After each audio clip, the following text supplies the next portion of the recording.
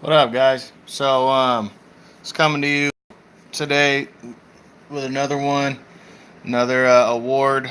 Today, I'm doing this one I'm doing a new award that I didn't do last year. It's best contenders win of the year, which means basically a non-title fight win. I'm gonna break it down by each division, and then any finalist we'll throw in there. This one, like I said, is basically any fight that was a non-title fight in each division. Because there's some good ones of these that don't really get recognized, and I'd like to recognize them because these are the guys that this year might be getting title shots because of it, or might have gotten a title shot because of these wins. Hopefully everybody understands what that means. It's basically just two guys who aren't champions fighting to move up the ranks. And some big fights happen that are non-title fights. Of course, most of the time they're not the biggest, but they're still pretty good fights. And these are the ones that made it for me. So we'll go with the ones that didn't make the top five by division. We start with 122, the super bantamweight division. The best win was Azat Havanasian's sixth round knockout of Ronnie Rios. This was an upset. Nobody saw it coming. Havanasian, Turkish contender. Didn't know him by name. Ronnie Rios was coming off of a title shot, his first title shot against Ray Vargas in December of last year, 2017. Or no, I'm sorry, in August of last year, 2017. And he actually gave Vargas a good run, but came up short. He lost the decision. But Rios, is a good, solid veteran over the last few years, and he was considered to be the favorite coming into this fight and to keep himself in the top 10. And Havanasian went out there and blasted him. He just walked right through him and scored a six-round knockout, impressive win. And then just over 2 months later, it got him a title shot with Ray Vargas, where he pushed Vargas's ass to the limit too. But lost the decision. But he's solid top 10 contender because of it, and he's gonna be a guy that guys are gonna avoid because he's such a good, such a tough, straightforward kind of fighter. So yeah, so this one is the uh, the best at 122. 126, the best non-title win or contenders win. I gave this one to Carl Frampton's 12-round unanimous decision over Nonito Donaire. There weren't a lot of good contenders wins in this one. Most of the big fights were title fights. But this one it was actually for the vacant WBO interim title. And Frampton was going against Donaire. And, Donaire, good, solid veteran. Frampton, two-division world champ. And Frampton went out there and pretty much outboxed and outclassed Donaire over 12 rounds to a convincing decision. He got his year going. It led to an eventual title shot for Frampton later in the year against Josh Warrington, which he lost. But this is probably the best one. It wasn't a great one, but it was the best one in this division. Now the best from 130, which is super featherweight, is Shavkat Rakhimov, Russian fighter, his second round knockout of Robinson Castellanos. Now this one kind of flew under the radar. It took place in August, but it was pretty significant because Rakhimov is undefeated Russian, just on the rise, trying to make a name for himself. And Castellanos actually had a really good 2017. He knocked out Yuriorkis Gamboa in 6 rounds in an upset in May, and that led to a title shot 2 months later against Jezreel Corrales, where he knocked Corrales down and gave him a run for his money. The fight ended on a cut, sent it to the scorecards after 9 rounds, and Corrales got a close decision in that fight. But Castellanos was actually supposed to come back and face Jason Sosa in November and suffered an injury and couldn't do it. So he took about 13 months off and came back in August to face Rakhimov, and Rakhimov just blasted Castellanos with ease. Second round knockout. Was a candidate, for the division's knockout of the year, but just rolled right over him. This guy this year is probably going to end up getting a title shot because of it. He's probably going to get avoided because he doesn't have a big name, but I wouldn't be surprised if he gets into like a final eliminator for one of the belts, maybe the IBF belt, and gets a title shot towards the end of the year. But this guy, big time win right here, is really, was a big statement win for him. So I got to give him some love on that one. At 135 lightweight, it is Luke Campbell's 12-round unanimous decision over Ivan Mendy. This was a WBC final eliminator to become the mandatory number 1 contender. It was also Luke Campbell getting revenge for his first pro defeat back in 2015. He lost the 12-round split decision to Mendy, who's a French contender. Mendy had been undefeated since then, And Campbell had only lost one other fight last year to Jorge Linares by a split decision. And Campbell, this one was on the undercard of the first DAZN card back in September, and he just completely outboxed Mendy. He wouldn't go toe-to-toe with him. He just cleanly moved and outboxed him. Convincing decision, and now he's in line to fight for the WBC lightweight title. Mikey Garcia currently holds that belt. If Mikey comes up unsuccessful against Errol Spence, which most feel he will, he's either going to come back down and face Campbell, or Campbell's going to end up fighting for the vacant title. So that was a pretty significant win, and it was a revenge win for Campbell. So pretty solid decision win for him right there. Now the best at 147, which is welterweight. This one was tough to call because there wasn't a lot of big contenders wins. There was a couple draws in contender fights, but most of the big fights were title fights. So I gave this one to Danny Garcia's 9th round TKO of Brandon Rios. I don't think anybody's surprised that Danny won.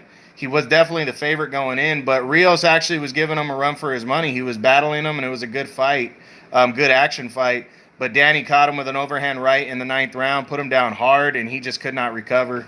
And Danny got the 9th round TKO. And it led to, Danny getting another title shot against Sean Porter later in the year. And Danny's still a top contender right now. So that was a good, solid win for him that he needed coming off the loss to Thurman the year before. And, he just set himself back in motion as one of the top dogs after that win. So a good, solid win there. The best at 154 was Tony Harrison's 10-round split decision over Ishe Smith. Now this one, another one that flew under the radar, but this led to Tony Harrison's title shot against Jermell Charlo, because Harrison was, he had won one fight since being knocked out against Jarrett Hurd in 2017. He won one fight in his comeback bout, and then he got Ishe Smith, who former world champion, older fighter, kind of the guy you want to look good against. And Tony Harrison dominated the action from what I read, and scored a knockdown, almost finished Smith. Surprisingly, the judges got this one wrong and scored it a split decision, but Harrison walked away with the win, and it led to the title shot and him winning the title against Jermell Charlo. So this fight had some significance to it, so that's why I voted this one for 154. The best at 160 was David Lemieux's first-round knockout of Gary O'Sullivan. This one was on the Canelo Triple G2 undercard, and it had a lot of buildup. These guys were talking a lot of shit to each other. It was actually considered a pretty significant contenders bout at middleweight. You had Lemieux, the former champ, against O'Sullivan, who was coming off a big win I think earlier in the year against Antoine Douglas. And, O'Sullivan was trying to make a name for himself and get into a major title shot. And, Lemieux trying to get himself back in the mix as well. And Lemieux went out and just rolled over O'Sullivan right in the first round, a left hook, put him down, pretty much out. And it was a great knockout. You should go watch that one. And that's kept Lemieux in the conversation. He's still, even though he's moving up to 168 now, he's still he's still a big name and an option for Canelo, which he could get. So a big win right there. Now the best at 168 was Caleb Plant's 12-round unanimous decision over Rogelio Medina. This was another one of most of the big, contender wins were most of the big super middleweight fights were title fights this past year. There wasn't a lot of big contender wins. This one took place in May. Caleb Plant kind of came out of nowhere, took on Medina, who's a former world title challenger. A couple years ago, he gave James DeGale all he could handle. And, last year he got knocked out against David Benavidez, but he fought hard in that one. So Plant just cleanly outboxed him, outworked him. And, a good, clean, unanimous decision. Wasn't anything, anything fancy, but it got him a title shot, which he's going to get this month, actually January. In a couple weeks, he's going to be facing Jose Ustadegui because of this win. So a good, significant win here. Got him a mandatory shot. So that's the best at 168. Now, the best at 175, which is light heavyweight, is Sullivan Barrera's 10-round unanimous decision over Sean Moynihan. This one I kind of was reaching on this one because there really wasn't a lot of contenders wins that were significant in 2018. Sullivan Barrera was coming off of a tough knockout loss against Dimitri Bivol. in a title fight, and he came back against Moynihan, who is coming off a knockout loss last year in 17 to Marcus Brown. And, Barrera just outworked him, outclassed him over 10 rounds, got a decision, and, stayed in the hunt. So that was the best at 175. Not really a big time fight, but it was significant. And now I'm going to discuss my my finalists, my top 5 fights.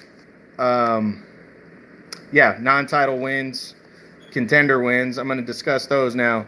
Coming in number 5 was Junior Dortigo's 12-round unanimous decision. It was from the cruiserweight division.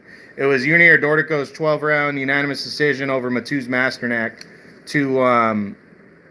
in the World Boxing Super Series quarterfinals season 2, which started later in the year. This fight took place in October. Dorticos was coming off the loss to Gassiev in the semifinals of last year of the season 1, which took place in February. He got knocked out in that fight. It was his first loss. He lost his title as he was trying to unify belts. That was a fight of the year candidate. But he's coming back. He was coming in as a 2 seed against Masternak, who was coming off a big win over Yuri Kalenga, which got him a shot in the Super Series. So there was a lot on the line. A lot of people thought he was going to blow him out. Some people felt it was going to be a good fight. It ended up being a good fight. But he controlled it with his power and his activity. Masternak, though, fought hard, and it was a good, hard fight. But, a good, solid win, convincing decision, a deserving decision. And Dorticos punched the ticket to the semifinals of Season 2's World Boxing Super Series. And now is going to end up probably fighting for a vacant title against undefeated Andrew Tabiti. So, big win. That was the biggest non-title win at the cruiserweight division. Number 4 is Regis Prograve. Is the best at 140. It's actually the second best at 140 because I had 2 140 bouts make this. It was Regis Prograve's second round TKO of Julius Indongo. Prograve, this is a big win. Again, another one that kind of flew under the radar. It was for the vacant WBC interim title. Prograve was supposed to face Victor Postol, and Postol had to pull out with an injury. So on 3 weeks' notice, Julius Indongo, former unified champ, stepped in. And I really thought this was bad news for Prograve, who really hadn't fought anybody. He was coming in against Indongo, who, got knocked out by a body shot against Terrence Crawford last year, but it was Terrence Crawford, a pound best fighter in the world. And Prograve, on 3 weeks' notice, even though he's a big power puncher, was facing him, and he went out there and just whipped Indongo's ass quite easily. He won another after that. That was a big-time win for him, and after that, he won one more fight and punched his ticket into the World Boxing Super Series at 140, and he entered as the number 1 seed, got a win already, and now he's in line to fight for his first world title in the semifinals against Kirill Relic. And he's rolling since that win. That win really was his big statement win, and it's gone a long way. And Prograve's entertaining as fuck if you guys haven't seen him, and I suggest you guys go see his knockout of Indongo because it really was a good one. So that was the number 4. The number 3, and these go back to back, are the 2 best that took place at heavyweight. So first at number 3 goes to Dillian White, his 12-round unanimous decision over Joseph Parker. Coming into this one, White was coming off his career best win. He had knocked out Lucas Brown back in March pretty impressively. And then, Joseph Parker was coming off of a decision loss where he lost the WBO title to Anthony Joshua, but he pushed Joshua to the limit to a decision for the first time in Joshua's career. So these guys at the end of July decided to lock up, and it really was a pick'em fight. I really didn't know who to pick in this fight, and it ended up being a badass fight. It was a good fight, back and forth.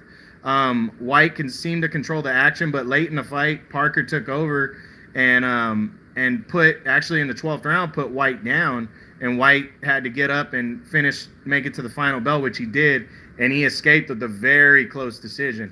But it was a decision that got him into a fight with Chisora and made him the favorite to face Anthony Joshua in April if he were to beat Chisora.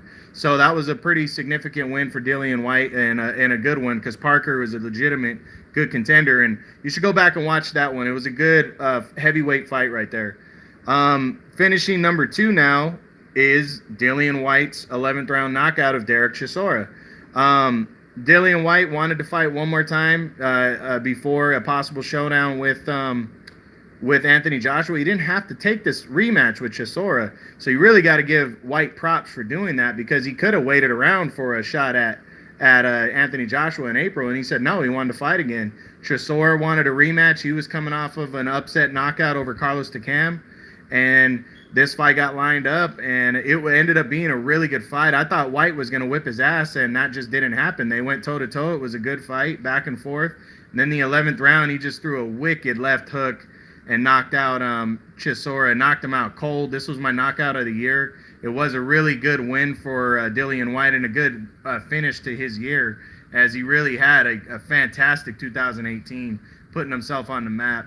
Now he's in argument for number 4. I have him at number 5 at heavyweight. He really is a damn good fighter, and he's the front runner to face Anthony Joshua next. So these 2 wins back to back really have done wonders for him. His only loss is to Joshua in a fight where he hurt Joshua early on, and Joshua went and knocked him out in 2015. So good heavyweight right here, and this win has went a long way. And then number 1 for the best Contenders win of the year goes to Josh Taylor for his 12-round unanimous decision over Victor Pastal. This one, I wasn't totally locked in on giving him the number 1 spot, but considering who he beat, this is a fight that took place at 140. If you guys don't know Josh Taylor yet, he's an undefeated Scottish fighter. Junior welterweight is junior welterweight is what that division is. Taylor was undefeated. I think he was like 11 or 12-0 going into this fight. He was fighting at home against Pastal, Victor Pastal, who he's the last guy to go 12 rounds with Terrence Crawford. And yes, he got his ass whipped and beat in that fight, but this guy destroyed Lucas Matisse a couple years ago and captured his first title. He's tall. He throws a lot of punches. He's got an awkward style that a lot of guys have stayed away from, and Taylor decided to fight him. And it ended up being a really good fight. I've talked about this already in a couple of my videos that the judges really screwed Pastal on the scorecards. They gave Taylor a one-sided decision, but in a fight that was pretty close, and even Taylor acknowledged that. But Taylor kind of sealed it with a kiss, with a knockdown in the late rounds, and this really did wonders for his career. It got him into the World Boxing Super Series, where he entered in as the number 2 seed. And he got his first round win already, and now in the semifinals, he's going to be challenging for a world title against Ivan Baranchyk. And he's a favorite going into that. He's a favorite to face Prograis in the finals, and this win did wonders for him. It was a big-time win. At the time, this division was wide open, and it still kind of is. But Pastal was number 1, number 2 at the time, just because of what he's done. And, and with Terrence Crawford leaving last year. So this division was out to be taken. And Taylor made a big statement win and earned himself, a shot in the Super Series because of it. So it's kind of hard to argue these, because there wasn't a lot of, you could argue Chisora for one of those, but I really got to give it to Taylor because of who he beat. Chisora had already beaten, Dillian White had already beaten Derek Chisora. Joseph Parker wasn't the number 1 guy in the division. He was, kind of middle of the pack, but a good fighter for Dillian White.